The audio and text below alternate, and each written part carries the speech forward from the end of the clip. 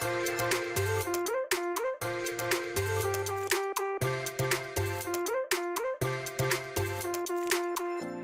Yumcha dentist.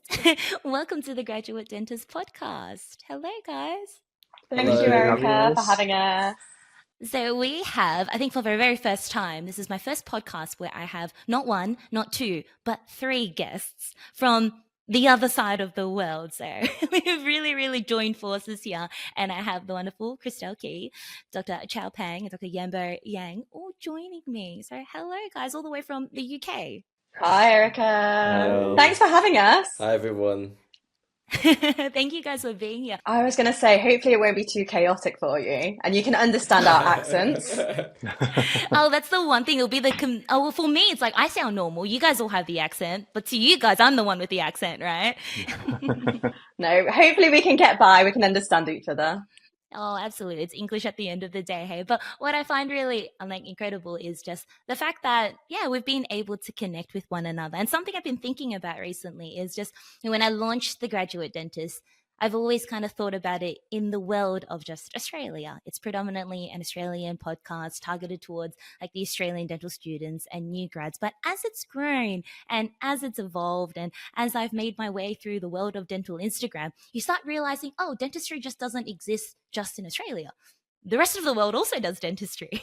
And there are also dentists on the other side of the world going through similar journeys, experiencing similar things. And so I think that's just something that's been really wonderful. And why I've reached out to you guys is I think I've interacted with all of you one-on-one at different points in times over the last few years. And I saw perhaps a few months ago, early in the year, the three of you joined forces to create your little collaboration project. And I thought that was like the most incredible thing ever.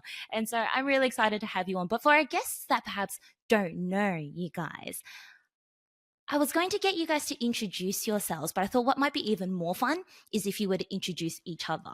Because I think everyone's always too humble to introduce themselves properly. So I might ask you, Chrissy, to start, and perhaps for you to introduce Chow to us. Oh, gosh. Okay. So we have Chow, Dr. Chow Pang. So he is originally from Malaysia. He graduated from Manchester. He's like the little brother that we never had. Fabulous general and cosmetic dentist. And he's too humble to float his own boat. I will happily scream about Dr. Chow. I realized as you were describing that and you were saying, where he studied and where he's from, Chrissy, this is a true test of friendship, hey? So everyone's watching each other being like, did you get that correct? You know what? It's a bit like, it's like those wedding games, right? Where you have to know where each other are from. You have to remember like all their favorites and so it's a real test of friendship here. And Chow, how did you and Chrissy meet one another? Online, I think. I knew Yanbo first, and then Chrissy would just suddenly appear on Instagram, and everyone's just sharing her posts all over the place. I was like, wow, I didn't know there's another Asian biometric adhesive general dentist out there. So I think we spoke a bit online, and then we met for food. And that's how we met each other. And you guys are based in the same city? No, we're all different cities. No. All you're different. all in different cities. Yeah. Oh, okay. Yeah. So fun fact, even before I started my professional page, I remember coming across Yanbo. I think it was shared by the Kulza Instagram page. And I just thought, wow, like what incredible dentistry. I've never seen someone perhaps in the UK that really does anatomy to that detail. So just fangirled off him, my personal page, and then when I started the professional page, that's maybe when we started talking a little bit. Yeah, Joy is really crazy. It was I saw Chrissy's personal page was liking my stuff, and then I was like, oh, who's this? But then she was private, so then you don't know who he was. Stalking, just a lurker. Exactly. And then one day, she started a professional page, and the professional page came up. And that first post, I was like, wow, that's so good. I was like, who is this person? And then especially it was like, me and Chow said this, she had on her bio, it just always says posterior over anterior. Yep. And I was like, that. I was like, oh my God, that. I want that. That's the best thing I've ever seen in my life. And instantly I was like, I need to follow this person. And I'll follow. And then it took me like, I think maybe a month before I clicked that 2 accounts was the same person. Oh, there you go. Yeah. And pieces start falling in place. Yeah, I've been fangirling a lot of people from my personal page for many years. And it's funny when you interact now, you know, you meet people in real life. They don't necessarily make the connection, but when you look back on your messages from your personal page, you realize you've been fangirling this person for 3 or 4 years and just asking them and interrogating them with so many questions. And it changes. It's different when you actually connect and you put 2 and 2 together. And particularly, I imagine when you've gone from just being online friends to then friends in real life as well, and putting a proper face and a person to the name. Hey, it sounds like from what you guys are describing, though, that Yanbo was kind of the first one to start it all off with his page. Is that right? And you mentioned, Chow, before that you knew Yanbo first. Can I get you to give him an introduction? So Yanbo is a cosmetic dentist or general cosmetic dentist who has a special interest in ortho and aligners and facial aesthetic. So he works in couple cities, actually, Birmingham, Manchester, and London. So I think he traveled around. Yeah. Sheffield He's maybe like, as well. Yeah, maybe. Sheffield Yeah. coming soon. Yeah, sort of. He's everywhere. I think he works really hard, and I think his work is amazing as well. So we all see the details, not just on posterior composite, but facial aesthetic as well. If you know your facial aesthetic well. Oh, for sure. Yeah, but I think you kind of already gave Chrissy her introduction with the launch of her page. Yeah, and I actually remember Christelle, by Christelle coming up on my page. And I think one of your reels was this was when people are only just starting to get into posting dental reels, I think, at least from my understanding. I remember you put music to it and then the photos were like synced up with the music. I was like, oh my goodness, who is this person? And so that's why it was really special to me. I think I was following the 3 of you individually, and it's the same thing. Like, you comment on each other's posts. I think I had maybe a few conversations in passing with you as well, Chow. Yeah. And then knowing that you guys were all in the UK, just somewhere in that realm, and then one day you guys launched the Yamcha Dentist, and I see a video of non-clinical. It's just the 3 of your faces all together in one video, and I absolutely fangirled. I thought it was the coolest thing ever. But I think why I really connected with it, and why, like, you know, I reached out to you, Chrissy, about wanting to do a podcast with all of you, is because I guess in Australia, with a graduate dentist, it's that whole kind of concept of creating a community. And I thought the theme for today's podcast would be that, about just creating communities, and even just in your discussions through it, just so far, like, you know, Yanbo, you seeing Chrissy's bio and just saying posterior over anterior and thinking, oh my God, that's so cool. That's my kind of person. Or, you know, you, Chrissy, saying, like, seeing what Chow was doing, you're like, oh my God, he does biomimetic stuff. It's just finding your people, finding your tribe. Yeah, absolutely. And I think in dentistry, it's so important, hey? So tell me, how did the Yamcha Dentist, how did this whole concept come about? Who started it in the group chat? It was 100% Chow, 100% Chow. Chow's looking like it wasn't him. I can't remember. I was like just doing it for fun, just start adding like a couple of like East Asian like onto the group chat, and then everyone just grabbing each other or like someone they know, and then like in a week time we just grew from like 0 to like 50 or 100 members in the WhatsApp group. Yeah, it expanded quite quickly, and everyone just chatting around and in the group chat, which is very nice.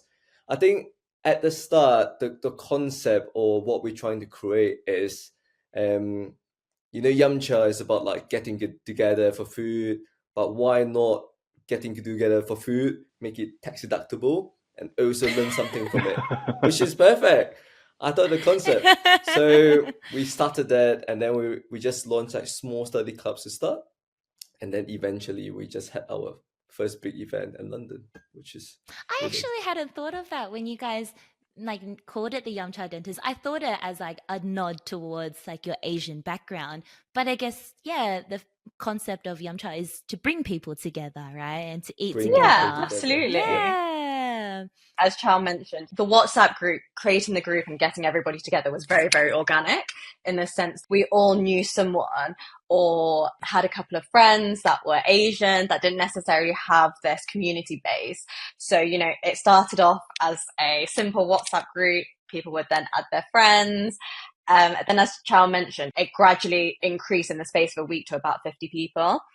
So it was from that we then, decided to maybe put a little label on it, decided to create these study clubs, decided to create all these events and try and make something of it. That's incredible. Tell me, guys, about the first study club, because you've had them quite regularly. I feel like in this short span of time you've hosted multiple study clubs already. Hey, tell me about your first one, your second one. What got the momentum going, and how have you found the reception to the study clubs? Perhaps you can tell us about the first one, Yanbo. The first meetup was more a meal, but the first study club was our second event, which was in Manchester. It was with Chow's mentor, son, who he's studying implants with. So it was at his Manchester centre. So we had a Manchester event talking about implants, and Chow gave us a really, really great talk about posterior composites. I was like sitting there and I was like, oh, I'm learning stuff, because there's stuff that he mentioned I had no clue, and I was like, oh, okay, nice. And it was a wonderful event. We got Haiti for everyone. It was great. Oh, amazing! Yeah. and it was because Manchester is a smaller area, so I think a lot of people tend to be more around the London area, or at least London's somewhere a bit more central where everyone can get to. So Manchester kept it quite a fairly smaller group size, but it was wonderful. Yeah. Yeah. Did you guys then change cities for like the third one? So up until this point, we've had 3 events. The first event, it was maybe just like a meet and greet. So that was in London. How it originally started is that there were a couple of us going to the same course, and we decided to, this was before actually the Instagram was created. So it was purely by word of mouth, by WhatsApp, and we just extended the invite and asked people if they wanted to come for dinner. And even, as I said, before even going to Instagram, we'd actually sold out, which is incredible. You even have people messaging on the day, still wanting to come. And I think from that, you kind of get this notion that, wow, you really are creating something, that there is obviously a gap in the market, that people want to find, people from a similar background. They want to, network over delicious food. So I think from that, we started to get the ball rolling, as I said, with Yanbo, talking about the study club in Manchester, and then most recently holding the Yumcha conference. And that was in London as well. So the Yumcha conference, so obviously the name conference implies that it was a bit bigger than the study clubs. What did that entail? About 50 odd people. It was a 3-course dinner. We had 2 fabulous speakers. We had Edward Lee, which is otherwise known as the ABC dentist, and a great ceramist as well, Alina Checklin, who her work is just phenomenal. And she's worked closely with Yanbo as well. And they spoke about predominantly anterior restorations, and it was just great to get that point of view from, both a dentist and also a ceramist and what they'd be looking for. But I think, what a lot of feedback that we received is, I think a lot of conferences, a lot of talks, you have that 1 hour slot with a speaker, and, they will detail all their information. But what was really great about this, what we held, is that, there was that networking side of it as well. It's a very informal dinner. You can mingle as much as you want. And I think when you strip away all the formalities of it, you're really just having these in-depth conversations with a bunch of just great dentists.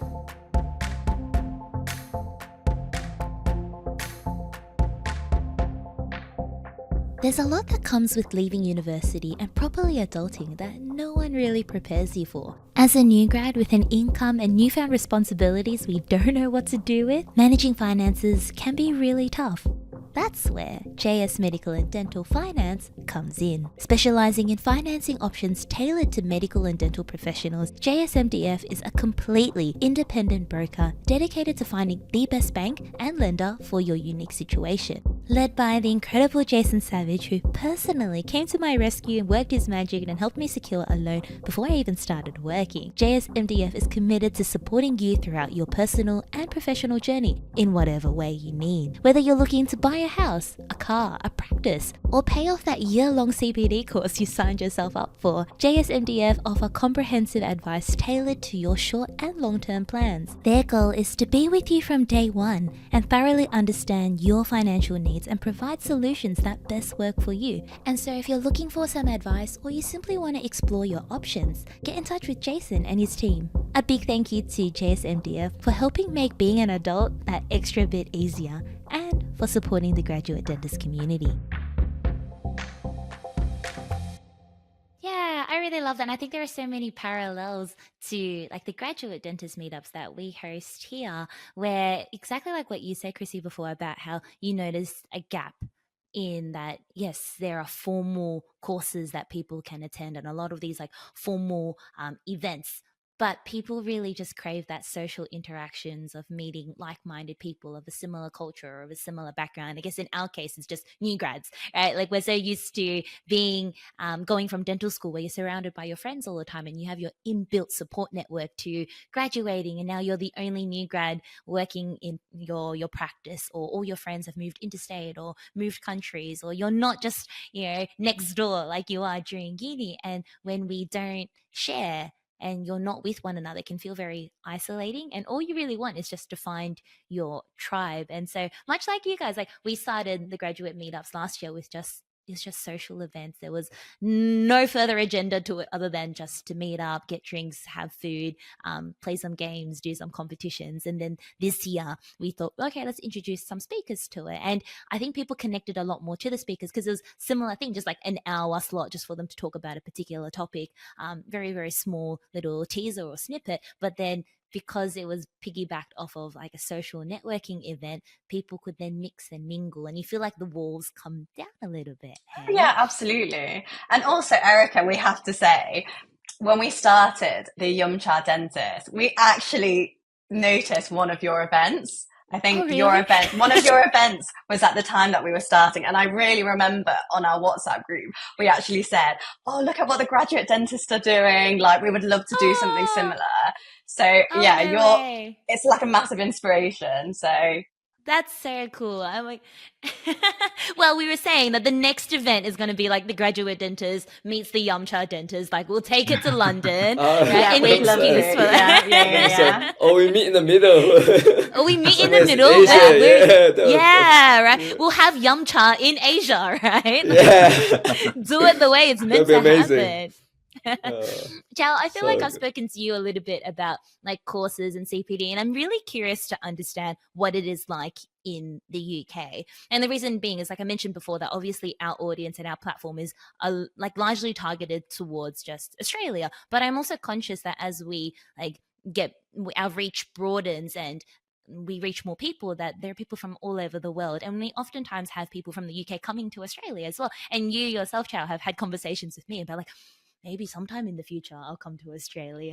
Do you feel like there's a difference in terms of like the kind of dentists that are putting themselves out there, the people that are running courses, the availability of courses? I'm just curious from like your perspective, what do you see the differences between them, or similarities as well? In terms of courses, I'm not 100% sure because I haven't attended any courses in Australia, but I did Right Global, so in a way, it's run by the Australian dentist, right? Lincoln Harris, your Michael Frezes. So that course itself is amazing. So you got a lot of hands-on, and it's a very volume-based training. And courses, there are tons and tons of courses in UK. I think Chrissy and Yanbo will probably tell you, and a lot of the speakers from all over the world come into UK to give courses as well. And around us as well, from around the Europe area, there are a lot of good courses available.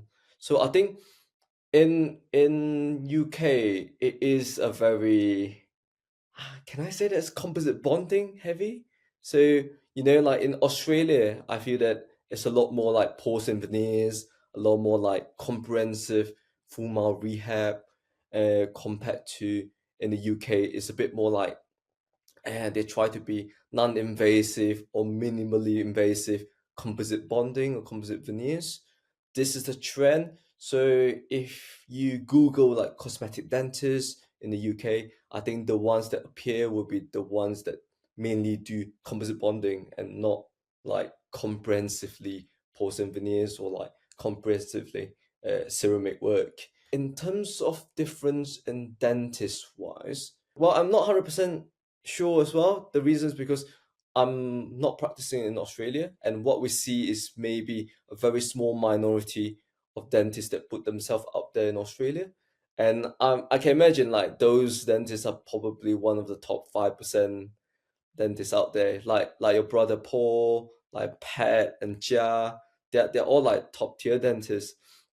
So I can see a lot more comprehensive things done, like interdisciplinary approach where you marry like perio and pros together.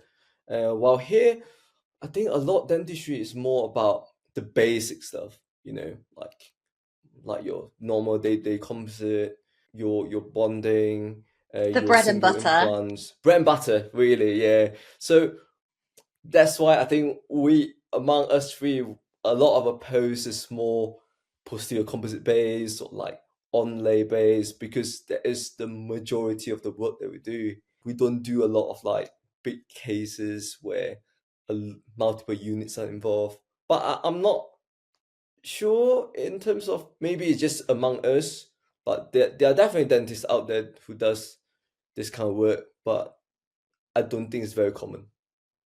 Am I You've right? given me, I think, the perfect answer there, Chow, in terms of, I guess I really just wanted to hear what your perspective and perception was. Because all I know is like what I see is all I know. Right? And I think Exactly. particularly yeah, right. In the same way that all, what you guys see is all you know, or the world that you live in is just that is the norm, right? And so I'm curious, just like, as an outsider looking into like Australian dentists, just from like what you see online and on social media, what is the perception? And I think there is a trend, and we talk about it a lot as well. Is just, yeah, maybe there's a lot of people putting themselves out there. Like a lot of people have dental Instagram accounts. A lot of people are posting these smile transformations and everything, but it's only really that 0.5% of all dentists within Australia. But also there's an influence. I think I was talking to someone and they're talking about where influences come from in terms of aesthetics or cosmetics, and that perhaps Australia has a bit more of an American influence. Whereas I wonder whether the UK has more of a European influence, and there's a lot more of that push towards replicating nature or keeping things natural. I'm not sure, but Yanbo, as a cosmetic dentist, I'm curious to get your take on things. Mm. Yeah, I mean, definitely in the UK, what you find is if you have, so like just like Chow said with the composite bonding, it's very heavy in that. And majority of the UK, I do find, and this is maybe a huge area, everyone, or patients at least, don't like translucencies and natural aesthetics. So there's a massive trend of just dentin shade, mono layers, and everything is just block white, and that's the aesthetic. And sometimes if you want to be creative, add a little bit of tints, and you're going to have a massive complaint coming through. So in a way, it kind of also makes anyone that wants to have that creative expression kind of makes you feel a bit down when the population doesn't. But I think it also comes with the area a patient's from. So their social economic background. As if you go to somewhere that's very quite wealthy in London or central Manchester or any other more wealthy areas, you tend to do find those patients do want that natural look and they don't want that blocky color. And I think it really depends on the taste and preferences of different people. But in the UK, we have the NHS, and a lot of dentists we do start off on the National Health. And National Health, I think, is great because it provides treatment options for those people that really need it and aren't in the position to, pay for private treatment. And I think that's a really wonderful thing. And so it kind of also gets a lot of us dentists when we're starting off to really focus on just the bread and butter.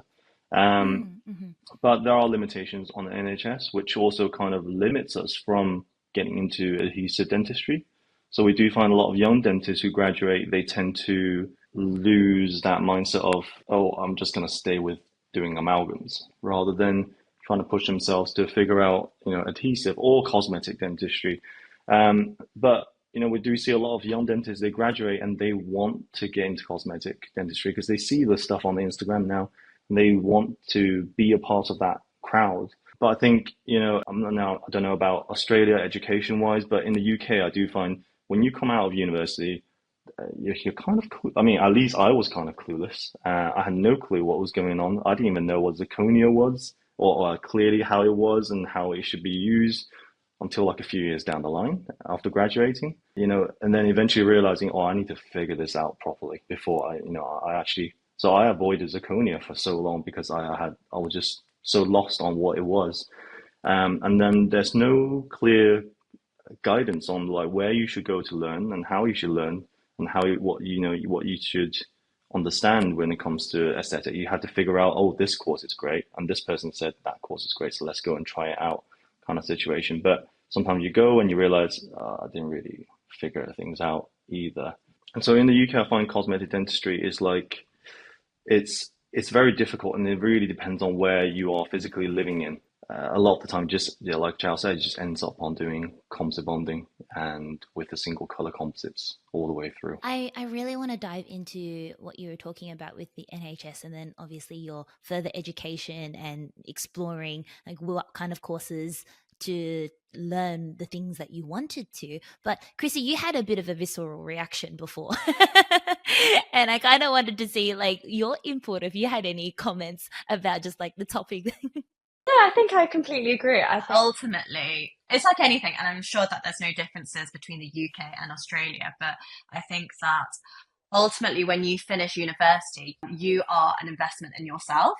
So you have to be willing to put in the work, go to further courses. And I think that, again, maybe with social media as well, it's like whoever you follow, they will have certain trends, they will have certain patterns that they follow, and I think that it will very much dictate what kind of dentistry you will end up doing. And again, as Yanbo was saying, depending on your area that you live in as well, I think that will determine, the type of, cosmetic work that you will be doing, whether it will be kept very natural or indeed, going to, the Hollywood smile. So yeah, I think it just really depends on your demographics, the courses that you go to, and what sort of dentist you aspire to as well. It's a tricky topic to navigate, and also something hard to wrap your head around, I think. And I think particularly for young dentists, like you guys will say, like everyone graduates uni really not knowing all that much, or what uni teaches you about dentistry. And maybe it was different before the boom of social media, but now with social media, students are going through uni learning one thing, but then there's the influence of social media telling them something else, and so there's a bit of a mismatch. And as young impressionable young clinicians, you're like, oh, where do I go from here? And I think this is where you have such a broad spectrum of dentists, where people, depending on where it is that they work, their own dental philosophy, their own confidence, the kind of courses they go to, their mentors around them, it can really change what kind of dentist you are. So yeah, I can completely see where you guys are coming from. That I've recently spoken to quite a number of UK dentists that have come to Australia, and they all tell me a lot about the NHS and that kind of like doing a lot of the bread and butter work, doing a lot of just getting patients out of pain, the sheer number of patients that you have to get through just to look after everyone. I imagine you all had your experience or had your days going through it. What were those early days like? Working as an NHS dentist, it's like a double-edged sword, right? There are definitely pros and cons to it. So myself, I am still actually working for the NHS. I work in 2 practices in Leicester and in London. So up until, September this year, I was actually working in a mixed practice. I think that you can still apply a lot of your values, because ultimately how I see it is, regardless of whether I'm working in a mixed practice or working in solely NHS or solely private, the principles that I apply, to my restorative dentistry doesn't change. So in that sense, I think that it's very much, it's a test of how you are as a clinician as well. When you say mixed practice, does that mean that you have NHS patients, but you also have private paying patients?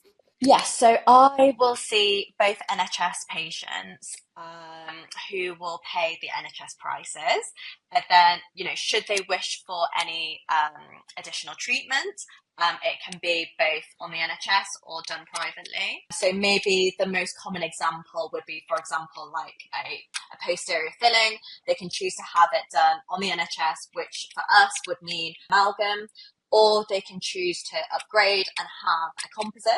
That's probably the most basic example that I can give you. Or then again, I will see private patients solely, where they will be paying the independent prices. Oh, so this is what you were saying, Yanbo, before about how with the NHS you're predominantly still doing amalgam, or is it you do have to do amalgam if it's an NHS patient? So NHS will be, a treatment that provides you the most basic of their health.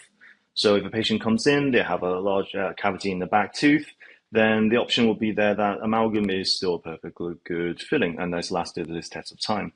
However, if you would like something that's a little bit more cosmetic because you don't want metal in the back of the mouth, then in a sense that's more for an aesthetic consideration when it comes to the NHS.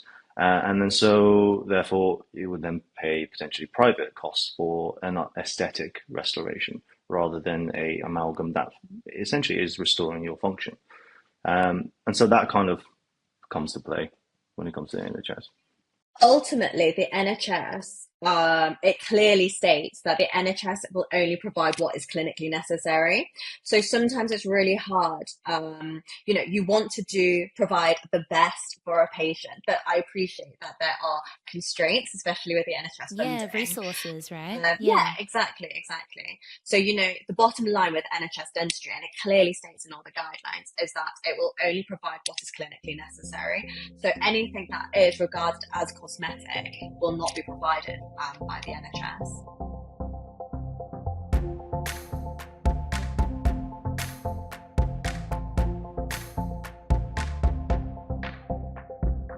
I often say on the podcast that the more I do, the more I realize just how little I know, and how dentistry is just one of those careers where you never stop learning. But let's be real, getting the right training can be expensive, time-consuming, and sometimes just straight up overwhelming.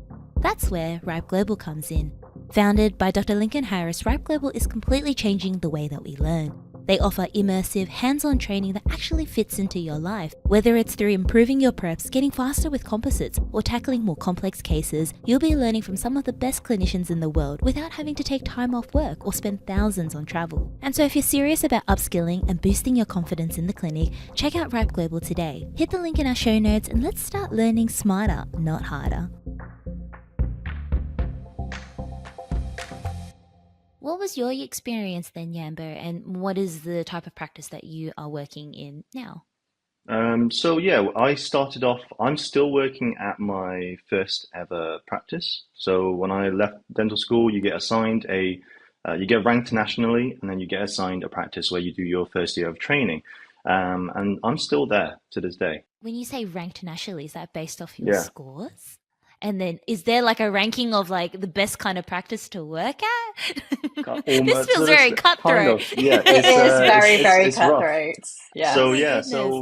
Depends on the practice. So when we graduate, we'll go through a national interview process. So then multiple choice questions, and then in-person interviews with a dentist panel, and an in-person interview with an actor with a dentist examiner. At least back in my day was. Nowadays, I know they just do it online, which is since COVID. Yeah, you get ranked nationally, and then depending on where you rank in, usually it's like 1,000 something different students graduating. And then you rank the city you want, or the scheme of part of the city. So London has like multiple, but every other cities will have little different patches in the areas. You rank those depending on your preference, and then depending on how you ranked, you might then get wherever you want to go. And then when you get your region, you then get a selection of the practices in that region, and then you rank them again. And then depending on how you ranked in that region, you then get your first or whatever choice you get. So yeah, my practice, I was the first ever trainee dentist there. So I think my practice now, that practice, we are on number like 13 or 14 trainee now. So 413. You're so showing your they've age, really, Yanbo. oh no, but it's not that many years. So they now like my boss has like 3 practices, so he gets 1 or 2 in every practice. So it racks up. Yeah. So it's 6 six generations now down. Yeah. So it's great. And Not 13, you know just what? 6. No, just 6. Yeah. Yeah. But NHS was a bit. I don't know if it's different for me, but my boss, the reason I kind of stayed as well. It was my training year was COVID. So half of my training year I didn't do anything. So when I finished, I was a bit lost because I thought maybe I was out of a job. I don't have a job to go through because everything was going on. But my boss kept me on, and initially was doing just some 1 or 2 days of NHS, just seeing patients. But it was seeing patients that was at our practices. The patients were really, really lovely and really well maintained because he's stabilized them over many, oh man, just decades. Everyone just comes back regularly, so it was really lovely. And my boss, his concept always been doing what's right, and he's always provided, even though NHS say so, he's actually just provided composites for posterior teeth. There's amalgams, sure, but certain cases where he feels is needed, or sometimes he just feels he just wants to do it, he just does it. And so it was great in the sense that he allowed me to just do composites, even though just because maybe I just didn't feel like amalgam.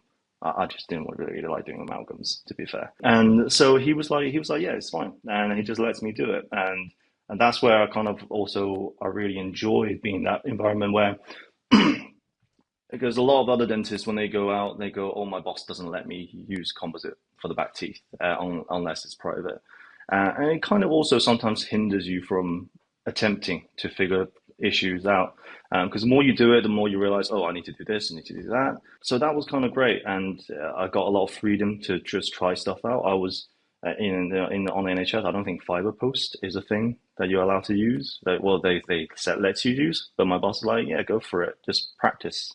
So it was great. So in a way, it allowed me to do a lot of things on the NHS where it should have been private, but I had no limitations on what I could do. So in a way, that's been really great. And so and it was nice going through the NHS, because year after year you see the same people, the same families. You kind of know how their family background is, what their you get to see their kids grow up, and you kind of build that relationship, and you start knowing people off by their first name. And I know Chrissy recently posted one of her the bus driver. Bus driver, yeah. And it's one of those things. And leaving NHS was actually a really hard month for me, because every single patient coming in, you tell them the sad news.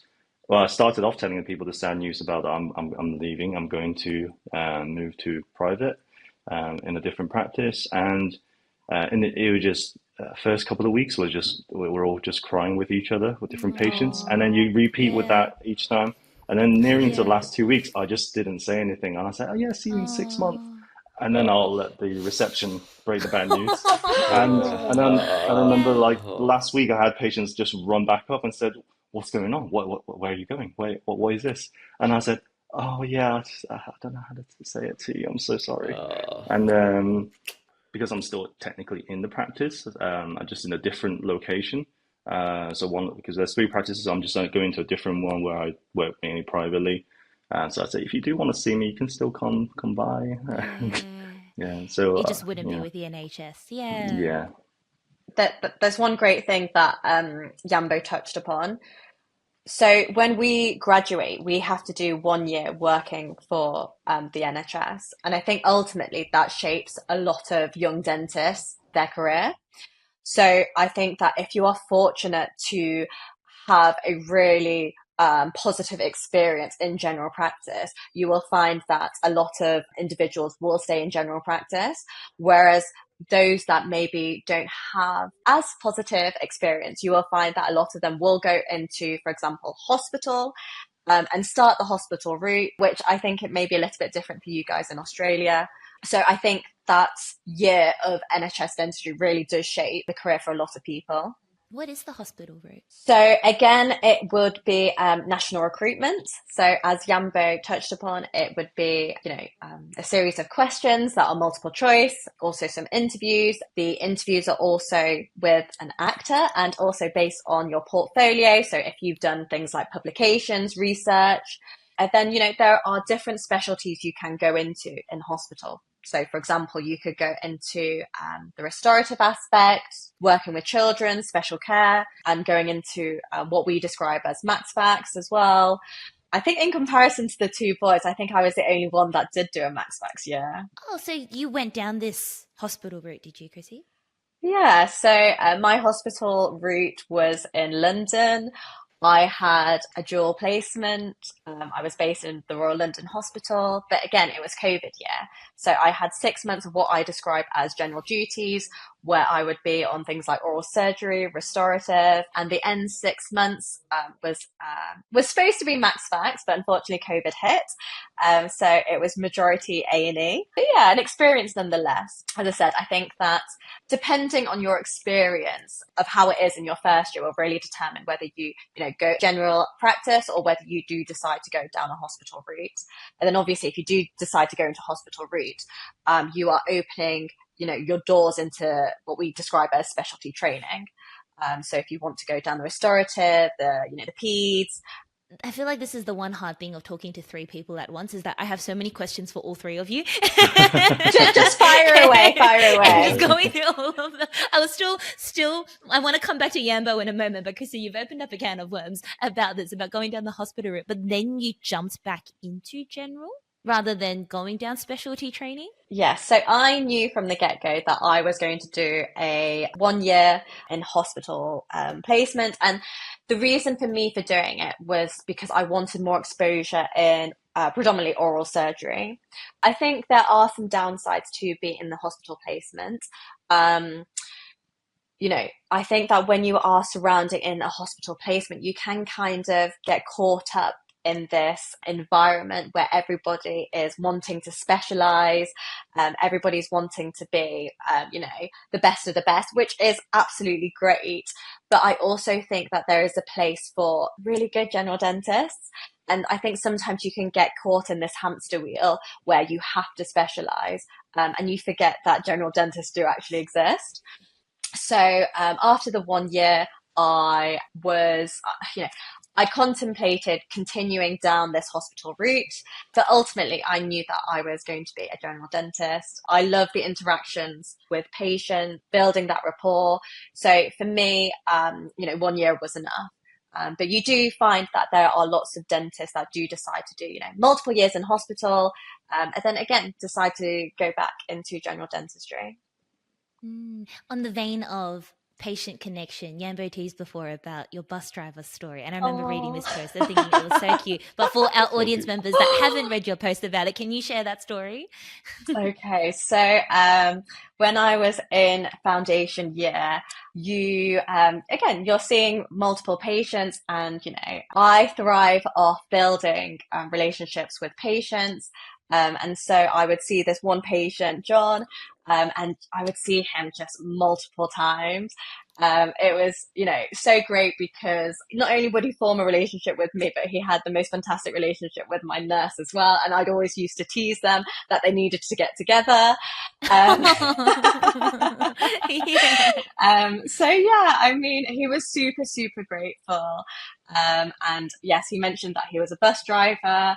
So actually on my last day, when I got the bus, he actually decided to pull up in the bus, and he'd reserved it all for me. So it was just honestly the icing on the cake. It was just one of those things that you'll just cherish. Yeah, it's one of those wholesome moments. I think it's what makes dentistry rewarding, right? Like it's such a grueling and taxing career at times, and you're focusing on like these millimeters and these like intricacies, but there's a person on the other end, and sometimes all it takes is just one person who you feel like you've made an impact on their life and just one small gesture, and it's just like, okay, it's worth it. All the pain is worth Yeah. it. Well, I was looking back on the photo and, when I zoom into his smile, I'm like, oh wow, what incredible teeth. And honestly, when I look at the before photo, I'm like, wow, we did a Wow, good job. you did a good job. Yeah. And back to you, Yanbo. Before Chow will come to you, don't worry. Don't But worry. Yanbo, you were saying, and I think it's your comment before about like landing that job there, and what you guys have all been saying, you as well, Chrissy, about that first job, your foundation year being really setting your trajectory for the kind of dentist you will be, because as a young impressionable grad that doesn't know what real life dentistry is, whatever you're exposed to kind of sets the bar, right? And so I think it's really incredible that you were with such a generous, I guess, practice owner that allowed you to explore that adhesive side of dentistry and feel that interest for you even while still under the NHS. And is that kind of what then sparked your interest to, you mentioned before about wanting to learn more about like zirconia, wanting to learn more about the cosmetics? Was that kind of something over the years that you developed as a result? Yeah, And was it until you absolutely. left the NHS that you started practicing more like that? Yeah, Mm. yeah. Starting off, I think so I'm actually older than Chrissy, but she started dentistry, started working before me. So my first year was in COVID, and she was already done with her first year. Main reason is I took my time with dentistry, university wise, and so I took a gap year after graduating, and then I started my dentistry year. So having that little 1 year where I just didn't do anything, I just stayed home and played games all year. It was great, but then also meant I've forgotten a lot of stuff. So that first year was also, in a way, the training was good because I was like a blank canvas. I've forgotten majority of clinical stuff, and I was able to just learn fresh. And in a way, my boss was great because he just allowed me to relearn everything. But also meant like it was a bit difficult because COVID then hit and I wasn't really learning. I was doing a lot of practical, but then I felt didn't really understand why I was doing the steps that was explained at uni, etch, bond, and then go for it, and so that first year it was tricky, and then the subsequent years was also tricky. Just doing very basic dentistry. I was taught that composites will be sensitive. I didn't know why it was sensitive, but clearly patient came back and it was sensitive. And then I'll just say, yeah, composite it is sensitive, and that's why. And then eventually I realized I'm telling patients things, and I have no clue why that's the case. And then later on, oh, the course that me and Christy and Chow went on, that's actually my second ever dentistry course. Oh, really? I'd only been on one course prior to that, maybe 3 years before that. So I learned everything off purely online, reading papers and what other people post on Instagram or what others share with me. So like Chow loves to share stuff, and so I Yeah. learned so much just from these guys. And but then there's abundance of educational, content online, and eventually, there was one day where I felt that I'm trying my hardest, but I'm seeing a lot of emergencies come back, and then I suddenly realized that it was just one day where I had about 20 patients booked in, and then suddenly at the end of the day, it was just me in that day. Everyone went on holiday, and I suddenly had about 40 patients that was stacked onto me because it was just one emergency after the other. Everyone was having issues that day, and all my patients were fine, but there was a lot of other people's patients coming in. They've had treatments done many years in the past, and it was failing, and they were failing. Everyone's crowns was fracturing, and this was around COVID time. So I think everyone was stressed, everyone was clenching, grinding in the night, and old poorly adhesive done composite cores or whatever has just gone all the way. And that kind of, there was one day I got home and my wife, and now my girlfriend at the time, she called me one night and I was just there like crying randomly to myself. And she said, well, what are you doing? And I'm like, I don't know. I'm just a bit depressed today. And she was like, why? And I said, I don't know. I just don't understand why everything that I'm still seeing today is just everything's just failing. She's like, well, do you know what's going on? I said, I'm not too sure. And so she said, it was great. She always gives me life advice because she's been working for many years in life, not dentistry, but just giving me life advice. And she said, Yeah, an maybe you should. outsider perspective. Exactly. Yeah. And she said, you just go and figure it out, figure out why it's failing, because if it's failing, something's going wrong. And so that kind of triggered me one point, and I realized I needed to start looking into what's going on, why things are failing, and even maybe my feelings are failing, and what am I doing wrong? And that kind of started the biomimetic mentality. Although still to this day, I don't follow it 100%. Um, but it gives you definitely see. I mean, the last 3 years I haven't seen a failed composite. Even if the wall was maybe some corners were a little bit too thin, it still held on because just pure by the bonding concept.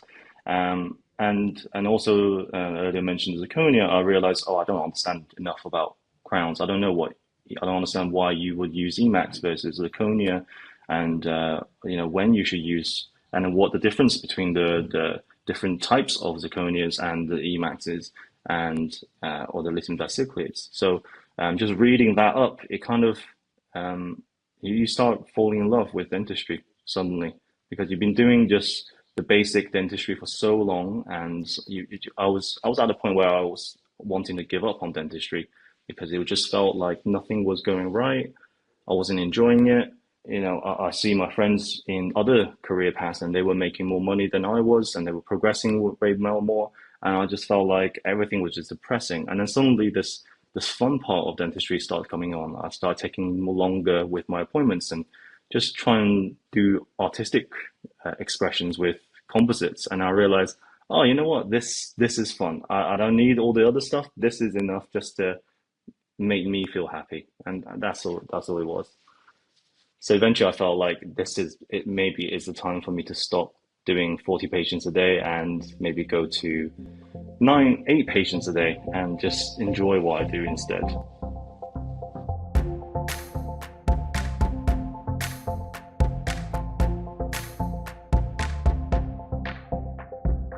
You all know that if there's one thing I am super passionate about and always advocate for on our podcast, it is our mental well-being as dentists. There's no denying that our profession can demand so much from us, and it can drain us physically, emotionally, socially, and mentally. And some days it can all just feel a little too much. This is where our friends at Dental Practitioner Support come in. Whether you're new to dentistry or have been practicing for years, Dental Practitioner Support is here to offer guidance, reassurance, and a safe space to talk about whatever it may be that's weighing heavy on your heart. They provide 24-hour services that are completely confidential and independent, so you know that you will always have someone to turn to. Whatever your scenario may be, Dental Practitioner Support is just one call away. And so, in case you ever need it, save the number 1-800-377-700 or visit their website at dpsupport.org.au. Remember, as we say time and time again on the podcast, you are never alone, and we really are all in it together.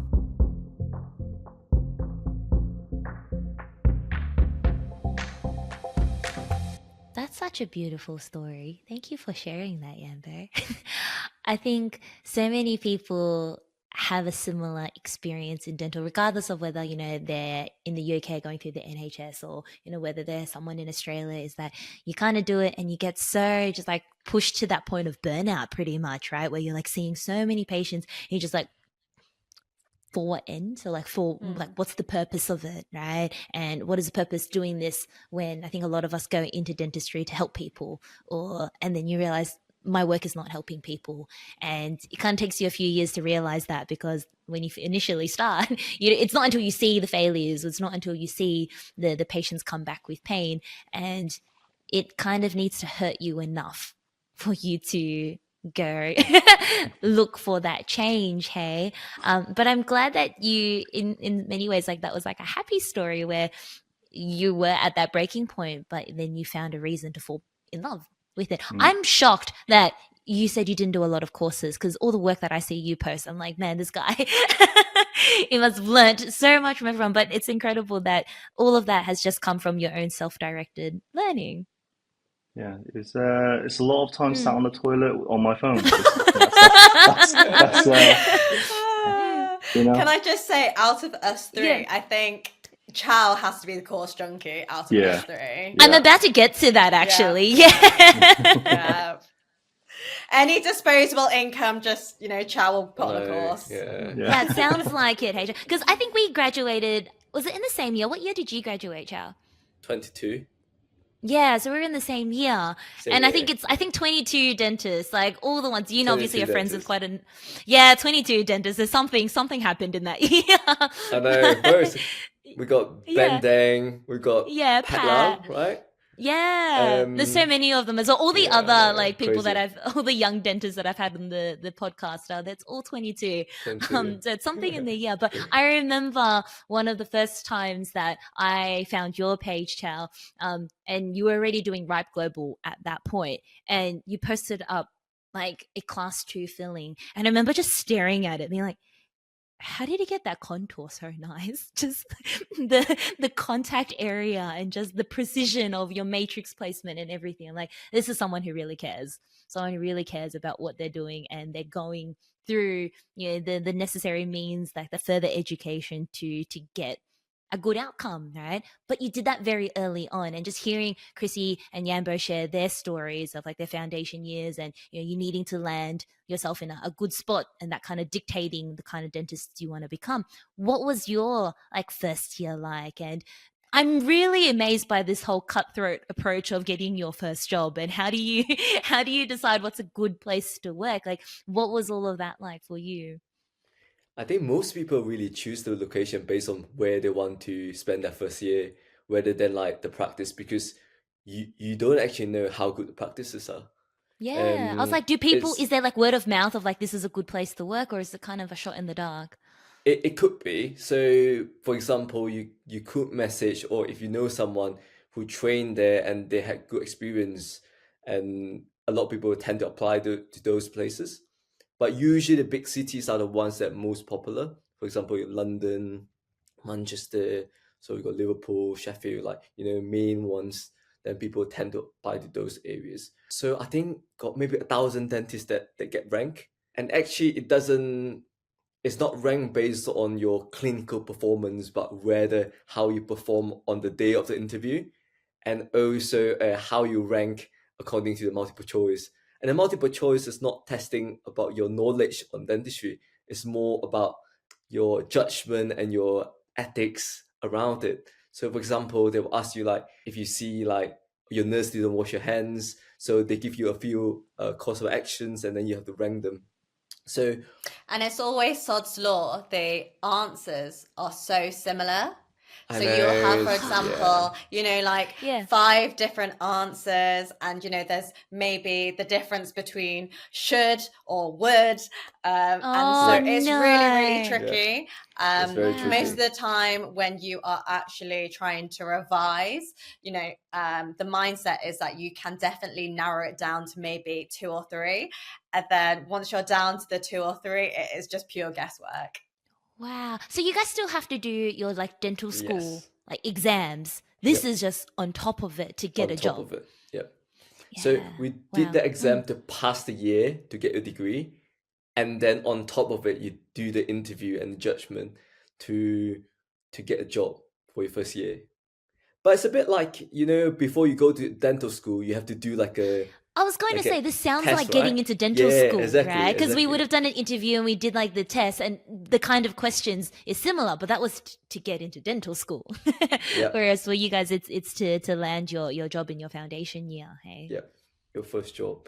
So I landed my first job somewhere just outside Manchester because I knew a friend who worked there and had positive experience. And usually the clinic only have 1 FD per clinic, but my clinic is a bit bigger. We're 4, so it's sort of like a mini uni class. So all 4 of us start at the same time, which is chaotic, but at the same time it's lots of fun. Yeah, blind leading the blind, right? Yeah, so fun. It was so fun. We like each time we can't take out 2, we just get the dentist next door to come in, and then another dentist will come in to help in. It was so fun. So my first year was really fun. My boss is very kind. So he let me do everything I like. So he actually is not very adhesive based dentist. He's very traditional pros, like PFM crown, sharp margin, but he's happy for me to like try everything else. And my first 2 months, because of coming out of uni, fresh grad, a lot of things I need to get help for example, extraction, or even like removing caries, is it clean enough, crown prep, impression. Because I think that the uni style here in UK and Australia is a bit different in terms of we don't get as much volume. I graduated one molar endo, nothing else. Yeah, me too. Oh, you too. But also COVID. COVID. Zero. Yeah, one molar endo, maybe one premolar endo, like 20 fillings, which is not enough really to I used the come out in sectional the real matrix world. once during uni. I did one amalgam. Exactly. I actually did, Yeah. You guys have a lot more amalgams than I did. Yeah. Yes, continue. A lot more. Yeah. So the first year is really just finding my own feet and then like trying to find out what I like. So for the first 2 months, I was really struggling, like just doing the basic dentistry, right? Like for example, taking out tooth, finding the canals, or even like taking impression for dentures. But because being in such a high need area, you get so much volume in terms of like basic dentistry, like doing your fillings. Like a patient can come in needing like 10, 15 fillings. So you just like really do those volume and get yourself out there and learn your skill. It is actually the first course I did on posterior composite that really changed my perspective about practicing dentistry. Because previously I was like, oh, I just want to like bang out the numbers and like get paid decent, and probably that's how I'm gonna practice my dentistry well. But then he changed my perspective about like putting rubber dam on, like doing good class 2 composite, taking good photos, and sort of like QC your own work and make sure that how can you improve on and reflect on your own work. So since then, I take my time in doing every single small thing. So for example, like instead, I think many FD or many foundation dentists, which is like first year out, they will just be like doing numbers, like just do the standard, which is amalgam, crowns and stuff. But I will take my time and like practicing isolation every day. So I'll like set a task, but like I need to do isolation every day. And then maybe like 1 or 2 months in, I'm very efficient in isolation. Then I'll say I need to practice like AC dentistry or like bonding protocol well every day. I believe in like volume-based training. It's a bit like Right Global, isn't it? So it's volume that makes you a decent clinician. Like everyone with volume, you should get to a decent level. So that's how it's my first year. Exactly. It's repetition. Yeah. Repetition. Just volume, and then you just get good every day. I think my first year I spoke to Yanbo. Yanbo was the one that I came across on social media when I first started the journey. I think you can learn so much from social media nowadays, which is like amazing. We are in such amazing time where we can bounce off ideas from each other. Like I learned so much about implants from Pat and Jia, and I learned so much from this too about acid dentistry and how you bond certain stuff. Especially coming from a practice where my boss doesn't believe in IDS and bonding protocol. So I was like, oh, what exactly is IDS? So how do you isolate this and that? How do you do your onlay prep? So my first year of practicing is really just to get the foundation right, because I think taking pictures, once you can see your pictures, you know how to improve on certain things. We often talk about as well, like when you talk about the repetitions, it's just to get good at anything. Like oftentimes grads will say they'll worry about it taking them so long to do a filling or so long to do a crown prep, and they'll feel the pressure to meet the same appointment time of other dentists, or they have the pressure of the practice owner or the reception that like, this is how much time you have to do things. But we talk about habits and doing things well. Over time, you just get more efficient at doing them, and it's better than cutting corners and then getting quick by building those more like those bad habits, right? And it sounds like your approach to it was just doing things right the first time, just repetition, focusing on one thing at a time, not everything, but just like one thing, getting your rubber dam right, making it making sure that it was your thing, right? Like a task of the day that you had to do it. And then once you nailed that and got efficient at that, then you're like, okay, then the next thing. And then that efficiency comes with those repetitions. Yep. Quality rep, right? So it's like everything, just do it well. And then you take your time with it at the start. Maybe like putting rubber dam on can take me like half an hour to start. And then you just slowly get quicker and quicker.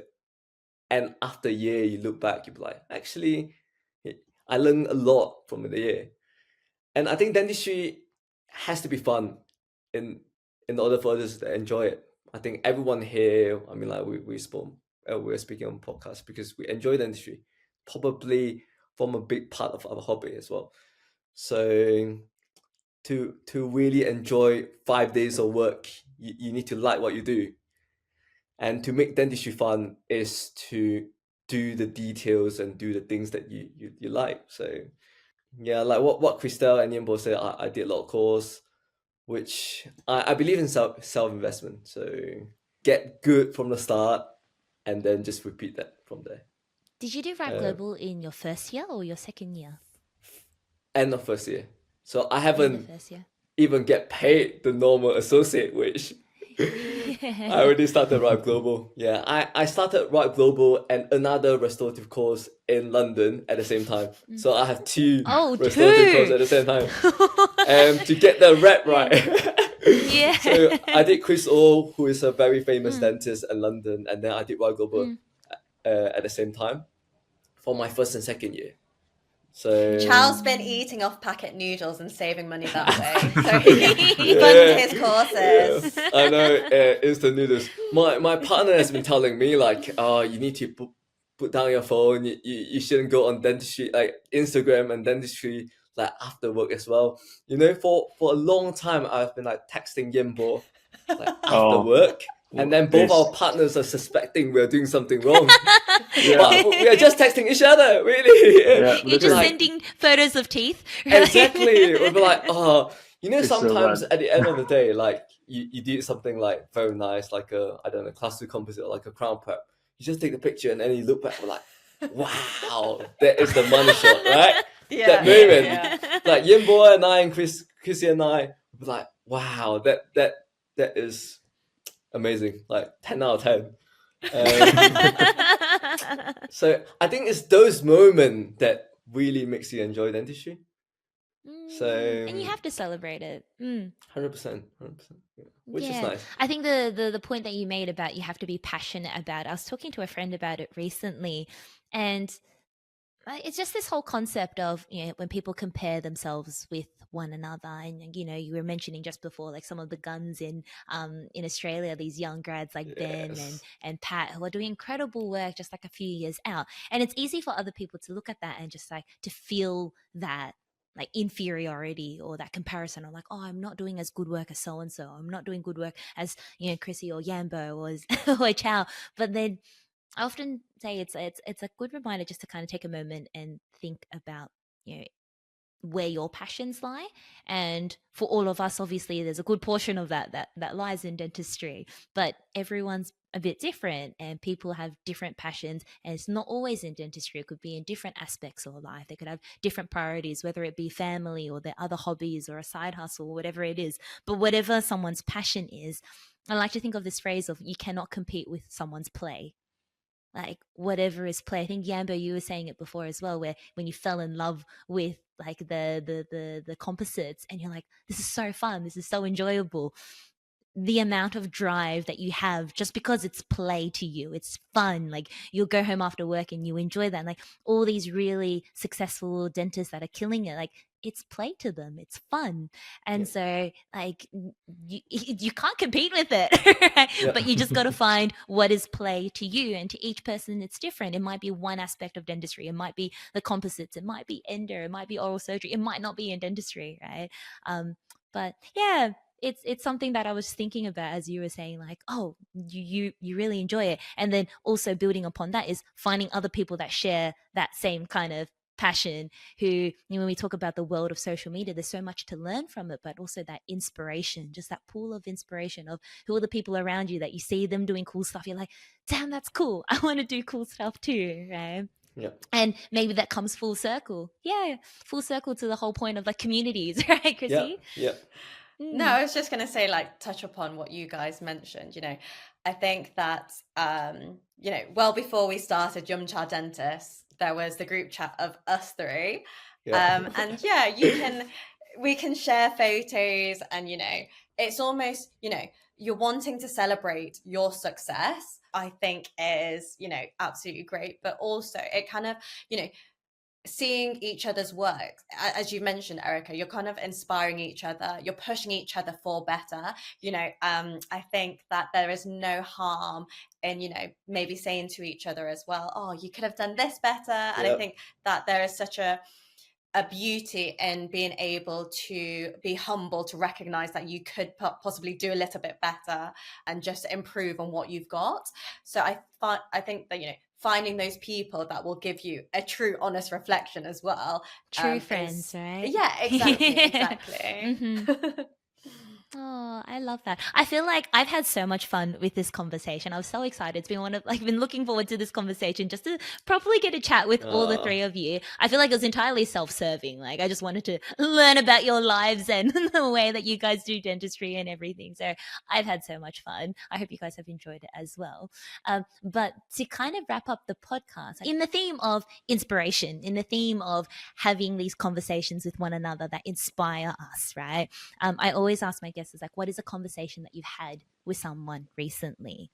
Whether it be a patient of yours, or whether it be with each other, or whether it be at like the Yum Cha conference, just last week, with someone who's an inspiration, anyone at all, but something that you think was a really nice message that just stuck with you, that you think would be nice to share with our graduate dentist audience. I'm seeing all three of you just squirm and we've all gone from here to here.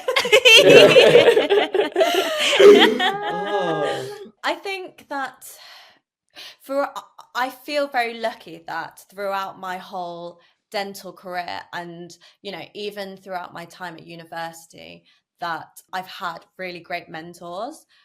I've done a year-long course, Aspire, which has been absolutely great. And one of the mentors from there, Richard Porter, he always hones in finding your moral compass, finding what actually aligns with you. And I think to this day that I really try and relay that into everything that I do. So not just my dentistry, but also in like my personal life, the things that I do outside of dentistry. And for me, one of the big things and one of my values is loyalty, being loyal to, your mentors that you've had, being grateful. And also it probably relays back into kind of the community aspect as well, right? In what we do with like Yum Cha Dentists, forming those relationships with other dentists that are above us that we can learn from. And yeah, trying to network as much as possible, but also trying to form these connections with both the older generation and the younger generation as well. 2:30 Run Club as well, right, Chrissy? You're like community after community. I think there is something great about, finding your people, finding people that align with you. And I think it's not necessarily just in like the Run Club sense, but, in dentistry as well. When you find people that align with you, it will just push you to be that little bit greater. It will hold you accountable. And I think that, great things can come from finding people that just everything just aligns. So yeah, I think that I'm excited for, 2:30, but also with what's happening with Yum Cha Dentist as well.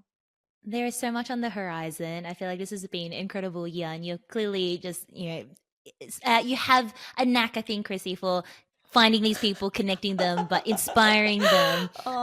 She's a trendsetter, this one. No, I'm so excited. I wish I was there. I was 100%. I need to fly over just to attend like the Yum Cha Dentist and like your 2:30 Run Club. Honestly, I'm saying 2:30 Sydney Marathon. Yeah. Let's go. Okay, maybe I'm not at marathon level yet, but I'll come cheer along. Yeah, absolutely. Oh, so good. Yanbo, have you thought of something?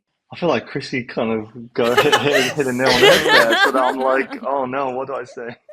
I think I had a conversation with a fellow young dentist maybe a couple months back, and they were asking me about, what courses they should go on and things like that. And for me, I haven't really been on a course, so I literally just said, I haven't really been on a course. And they asked, how do you learn ortho? How do you learn composites and adhesion? And I said, it's and then in my head, I never really clicked. But at that moment when he asked me, I thought, learning is just learning. And sometimes, if you really love something and you really want to know about something, it's all out there. Like going on a course is one way, and or self-directed learning is another way. And it's like, in dental school, we go, teachers set us a task and we go and look up papers. And well, we could do that for free as well, technically. And so the passion of the learning is the main thing you have to keep having. And eventually, whatever you want to learn will come. You will literally will find it because you crave that knowledge and you crave that moment of understanding what you were trying to understand. And so I think that the idea is constantly keep being hungry for knowledge. And there's so much to do with dentistry out there, and there's so much to learn. Even if you become the top of what you trying to achieve, there will be always another aspect of dentistry that you could carry on learning. And it's endless knowledge that we could be constantly trying to dig through. And if you're constantly hungry, you'll never be bored and you'll never be burned out. I think that's the concept I take with myself, but also why my wife hates me talking to Chow every day. It's like, yeah, but you've been on the toilet for 3 hours now, right? Literally. I do really like that perspective there, and I think that's a really good point that you make about courses is just one means. And I think oftentimes as young dentists, we almost imagine it as like the silver bullet of like, what is the one course I can do that will teach me how to do this? And then you speak to enough course providers, and they'll say, well, every course, like there's no, some people are a bit competitive about like this course is better than that course, but really everyone's got something to teach. And if you really want to, you can learn something from everyone, but courses is just one thing. And I don't think there's a silver bullet of this is the one course that's going to teach you everything. If you really want to, you can do it through so many means, like whether it be reading textbooks or reading papers or learning through, the world of the internet, connecting with people in real life from mentors, whether you work with them or whether it's through a community. But it comes down to you've got to want it there and be hungry for it, rather than the method. I think that's really a really good point. Yeah, find good mentors early on in your career. Yeah, finding good mentors early on for a career, because they can guide you through like bread and butter, and also like harder case, and also have someone to bail you out if you get into trouble. The mentors are always there to help you. So I happen to have all my mentors from the Oriental community. I don't know why, like it just happened. All of them happen to be Oriental.